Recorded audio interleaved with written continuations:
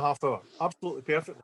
So everybody who's in the audience, we are also scheduled for another half hour of conversation. And if things need to go beyond that, we're very fortunate Mr. Squires does have a little bit of time beyond that. But let's try and bring this in on the half hour. So we're now moving into the Q&A part of the presentation. So thanks to everybody who's put a question in there already. I would ask that if you do have any additional questions, please feel free, keep popping them into that Q&A panel. Well, let's kick things off with a question from Mr. Andy McLennan. Andy, how you doing, fella? The question to you, Martin, is this. How do you best handle the scenario of the exec, the MD, or the product director thinking that they are the samurai? Yeah, I'm smiling because I think it is interesting. I've been through that process of 20 odd years ago, having to convince marketing directors that this stuff was valuable into actually now they've definitely read a book, which can be dangerous. I think my approach has been to kind of generally a combination of flattery and then gently exposing them to things they don't understand where they've got to ask. Which is a fine balance, but generally nodding and kind of looking suitably more than impressed than I should be because some of the basics have been understood, but then kind of gently exposing them occasionally to ideas where they've definitely got to kind of go, oh, I suppose I better ask him about that. I think I also have deliberately been to before lockdown, been to a number of this type of kind of open event and conferences with some of these stakeholders and encourage them to do that, because I think actually exposing them to a deeper level of conversation about it is usually good, because they can kind of showing them properly what good looks like. Generally, I try to treat them as almost good amateur golfers rather than try to point out that if you can play off a kind of very low handicap, it doesn't mean you're going to win the Open. You kind of need people who can win the Open. Hopefully that helps. Good. John asks, could the rapid churn and short time period in any one role also speak to the opportunities for analysts in the field as much as to frustration? And I kind of thought about that one, mate, because I think you and I first had our first conversation probably the best part of 2 decades ago. Yeah. And back in those days, so the early 2000s, analysts, you got them working in retailers, you got them working in banks, and you got them working in consultancy. Now you've got analysts and data scientists working in almost every industry sector and every size of organization you could possibly think of. So has that plethora of opportunity had an impact on the rapid churn and the short time period? I think there's definitely a factor that once an analyst decides that they're going to leave, then it's likely that that's a reasonably easy thing for them to do. It's not a role that's going to be trapped in a situation where, God, I hate this job, but I really can't find anything else. So I think it's easy to hit the escape hatch once you look for it. But I do think from most of the feedback I've kind of got from people applying for jobs or people who work as part of my teams, that there's usually a kind of Damascus moment somewhere where they kind of go, I've had enough of this, and then start to look. So I think if somebody is happy in the role and actually they're developing well, and I think that development is key. If people think their skills are going forward, they'll stick. But once the decision is taken, then they can be out the door very quickly. So I think it's definitely a factor. But I think if we were better at generating happier analysts, we could kind of once the water's in the bath, the plug hole is effective and people flow out of it very quickly. But I think we could do a better job of slowing down how much water gets in the bath in the first place. Yeah, no, absolutely. Next question here is from Jamie. Hi, Martin. Thanks for the talk. You have mentioned the basic skills which analysts should have. Do you mind repeating what you think the foundations are that analysts should focus on when developing their skills and throughout their career? So what are those foundations that the real focus should be on? Yeah, so I think it will vary by organization, but if I was looking at it from an analyst viewpoint, I think SQL is still remarkably underrated. It's still, to the LinkedIn point, it's the core, can you write code to analyze data language. I certainly interviewing, I'll take the view if somebody knows how to use SQL, they can be taught R or Python or taught any other language. But once you've learnt that first language, I know you can learn other ones. So I'll take SQL as the proxy for, yeah, they can write code. I think knowing a BI tool, and so for example, at PetZone, we use Tableau, but equally BI Query, Click, knowing one of the BI tools, again, once you've learnt one, you can cross-train into another, but being good with a BI tool from a data visualization viewpoint. I think increasingly having an idea of how one of the cloud platforms work, whether that's Google, Azure, choose your poison again, but knowing one of them. And then I think from an analytical viewpoint, it very much is what I've called exploratory data analytics. That how do you look at a data set and actually understand it? What's your process for kind of sticking things through histograms, etc., and kind of trying to understand actually what's the distribution of your data, what does it look like, what's going on in it. I think that exploratory and descriptive statistics, which is relatively basic stats theory, plus for virtually all marketing analytics, probability. So I would learn probability. The rest over the career, it depends on whether you want to get in more heavily into machine learning or more heavily into GIS or more heavily into web analytics. You can almost choose a specialism to add on to those. But I know as a grounding coming in, if you understand enough about databases, SQL, something like Tableau, and exploratory analytics and a bit of probability, it's a good grounding for, I think, coming into an organization. Looking from the organizational viewpoint, it's about understanding what tools it is you're using. So say for us, it's GCP, BigQuery is useful, but if you can write SQL, I'll assume I can train you in BigQuery. We use Tableau, but again, if you've experience in Click or Power BI, I'll assume I can cross-train you. From a campaign and CRM analytics, we use Salesforce, but again, any other campaign tools. And we use a GIS, but again, any GIS system is useful for some roles. So that's where I'd start for this. And I think the other thing is, I think too many people still think for an analyst, if the more better you get technically will make you a senior or a principal analyst. I think for me, the generating insight and synthesis in communication is what will, for 90% of people, generate becoming a senior analyst or ahead of. I think McKinsey, I like the way their report initially 10 years ago said 150,000 data scientists were short, but 1.5 million analysts and managers. If you look at a lot of the trade press or a lot of LinkedIn, you'd think those numbers were the other way around.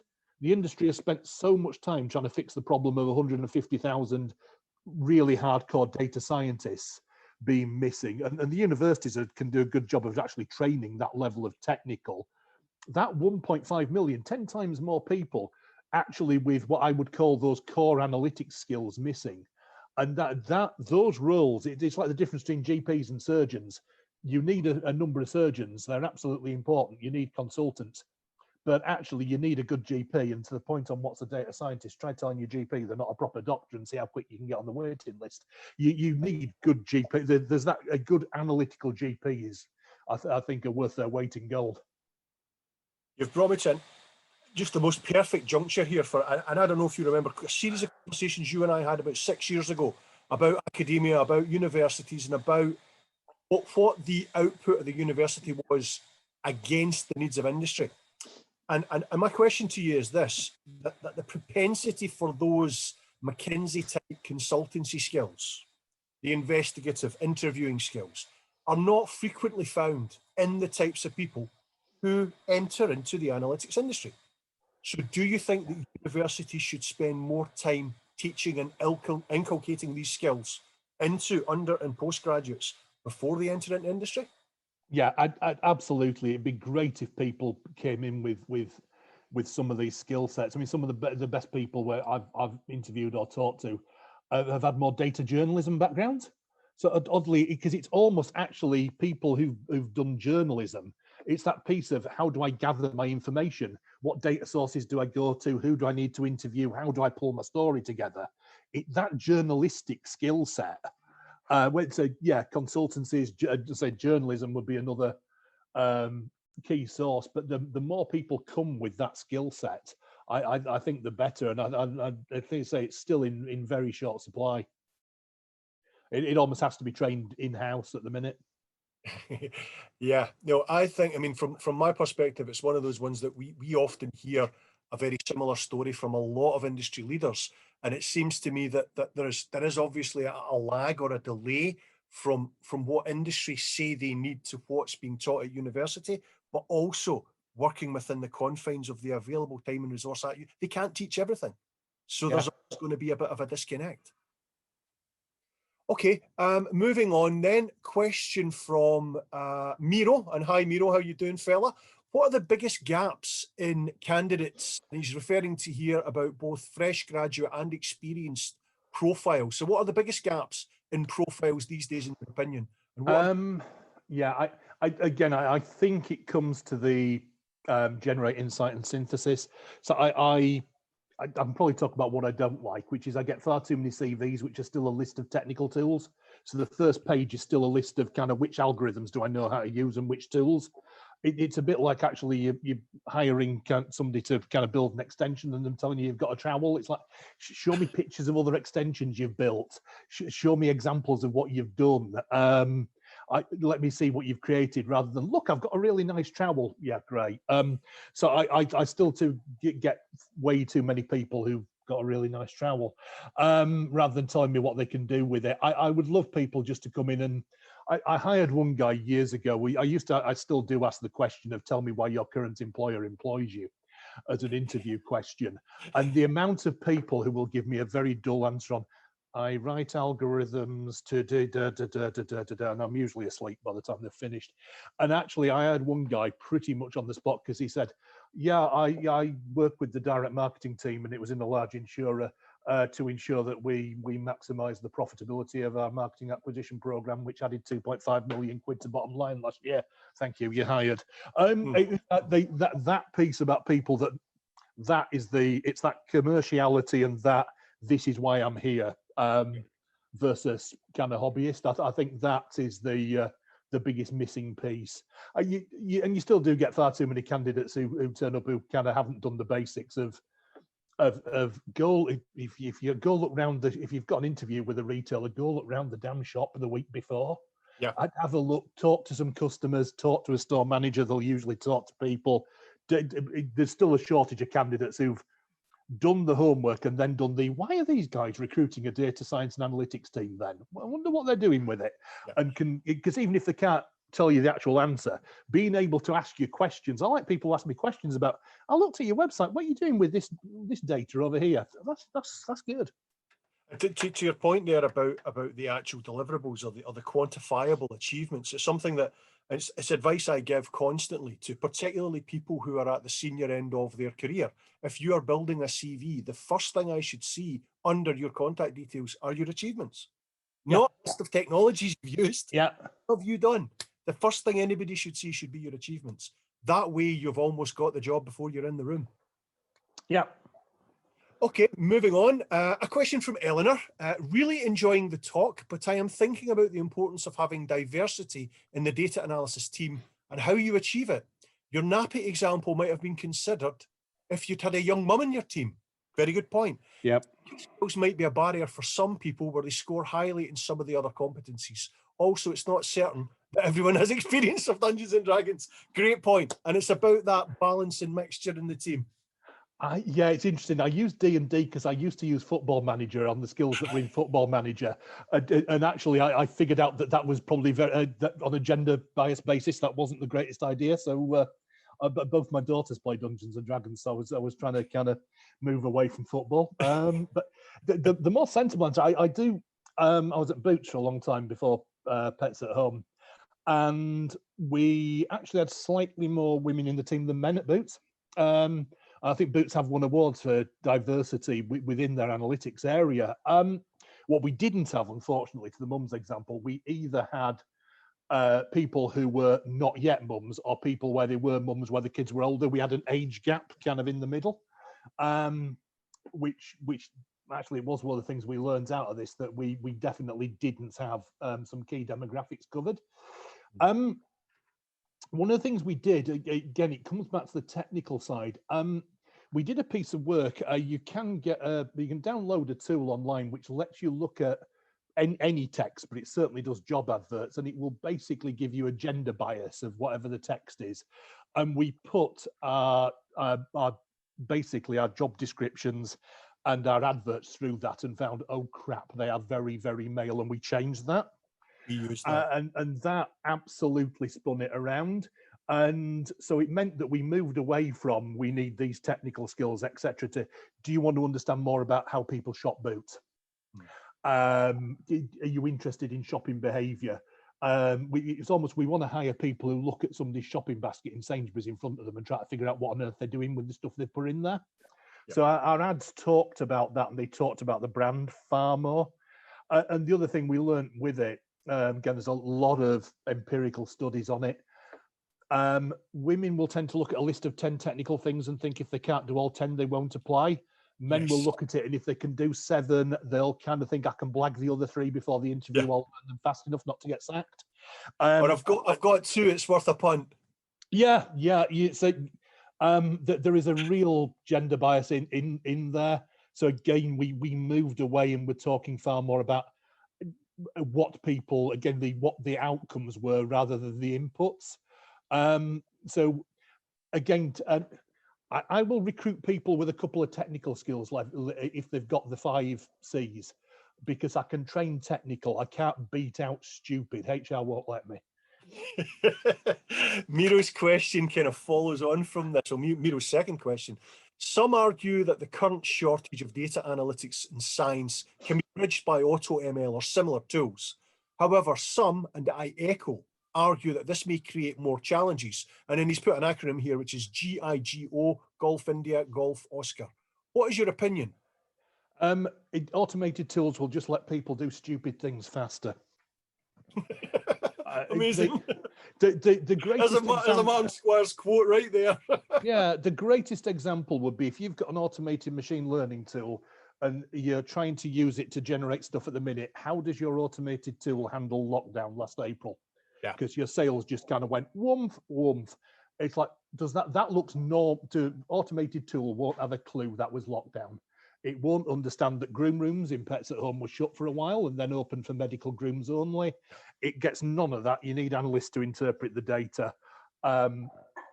Again, the automatic tools can do what? They can't do so what or now what. I think automated tools are great for taking drudgery away from an analyst, so good analysts can work faster and not necessarily need some of the technical stuff. I would love to get to a stage where I've got this, and I think we're getting there, where we've got the Star Trek computer type stuff, almost Alexa does analysis, where you can actually talk your query to the computer, and the computer can ask you, did you really mean that, if you've kind of said something where the syntax is wrong. But that I think we'll get to. But the actual idea that you're going to pass an automated tool to a non-analyst is dangerous. Even self-serve reporting, I've released a few self-serve reporting tools, and we did one at M&S years ago. And one of the marketeers came to me after they'd done the training course, they'd got the tool, and they come to me and said, I know what your team does now, but I need some help.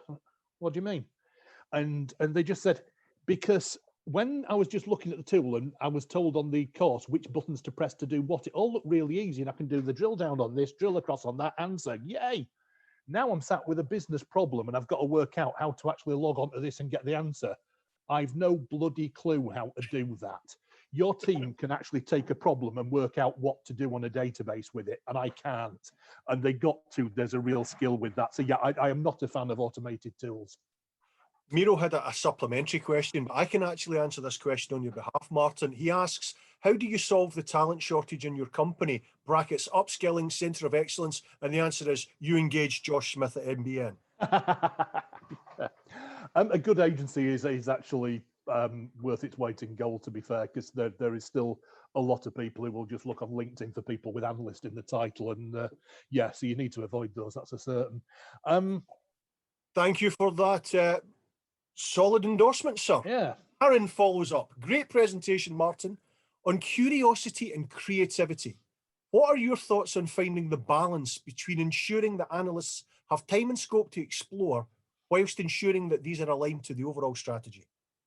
Is this balance key to keeping analysts engaged and interested, and therefore retention? Back to that first question.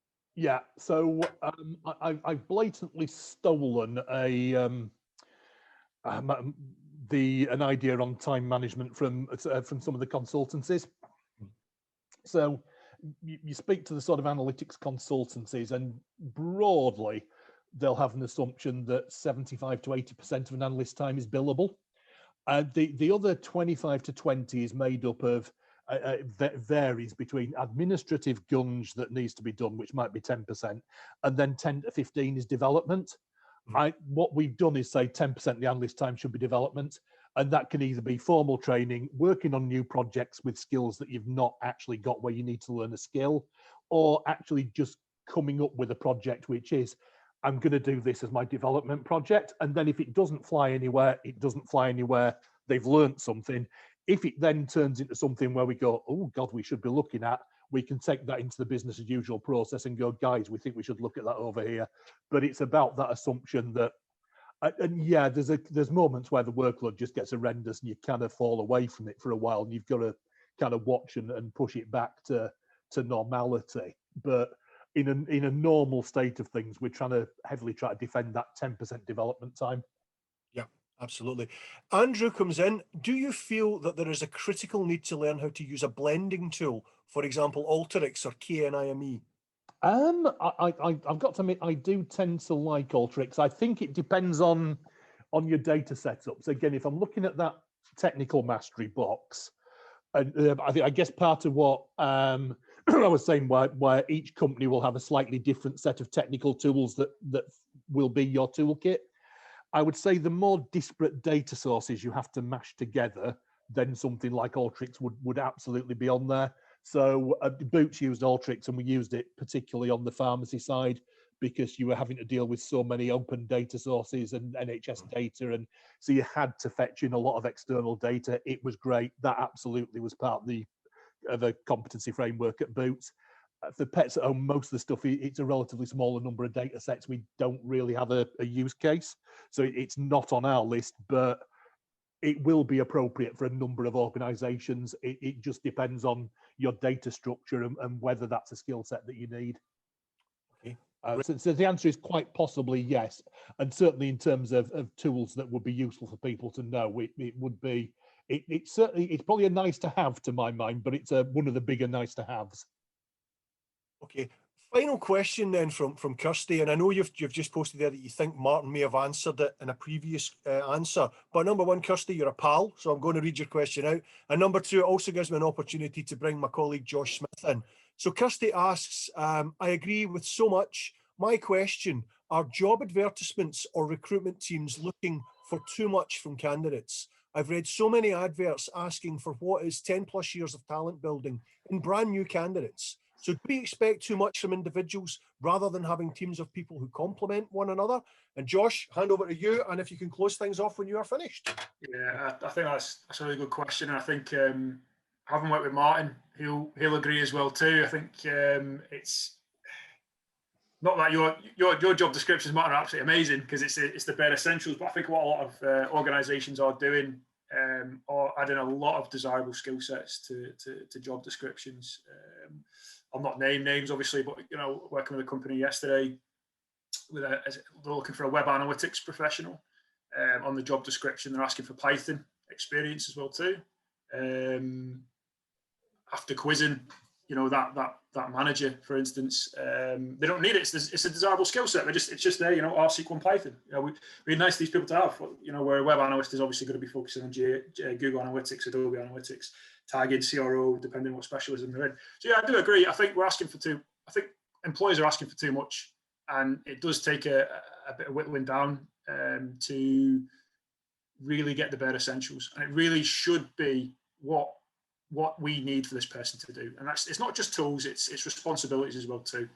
So you will see, if you go on LinkedIn, if you go on Indeed, you will see an awful lot of fluff. And that's just an industry problem. And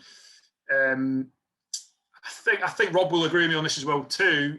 Job adverts, and like Martin said, it can be, there's an unconscious bias on job adverts, and unconscious gender bias with language as well too. At the same time, you know, not everyone's a job.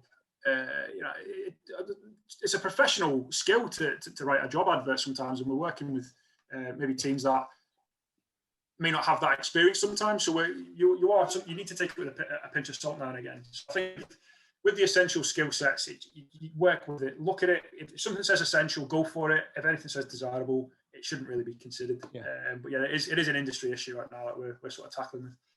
And final comment from you, Martin? I'd agree. I think we're in danger of becoming slaves to technical. We talk far too much about technical and long technical shopping lists. Again, interviewing, I have an addiction for playing fantasy football. I've talked to candidates before who've got an inkling they do that, and I've talked to them about how they pick their fantasy football team. They'd struggled in the interview to tell me what they were doing analytically, but then they started talking to me about expected goals, expected assists, how they were trying to calculate which defence was. And I'm just thinking, I asked them how they were doing it, and they'd built a model. And I got them to talk about that as an example. And it's like, great, I know you're not doing anything with it. It was somebody who was who'd got a good analytical background and was wanting a more data science role. They'd no experience on their CV in doing it, but they were doing it as a hobby with fantasy football. And it's like, right, talk to me about the hobby. I can take a punt. You've done enough that I know I can develop you. So there's too much kind of lazily wanting the perfect candidate instead of thinking I have to get 70% of what I need and then grow the candidate.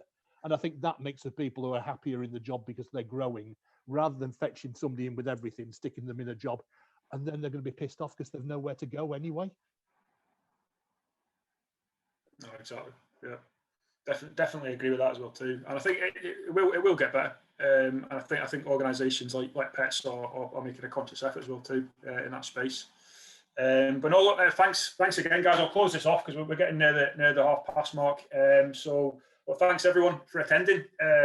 Thanks again for your participation. It's been awesome today with the questions, really engaging. So I hope to see that again in the near future. And most importantly, thanks Martin for sharing your thoughts and ideas and having a really interesting, but at the same time light-hearted presentation that's focused on a lot of interesting questions there too. So happy to see you all again soon. Please look out for the next events on our social media channels and hope to see you all in the near future.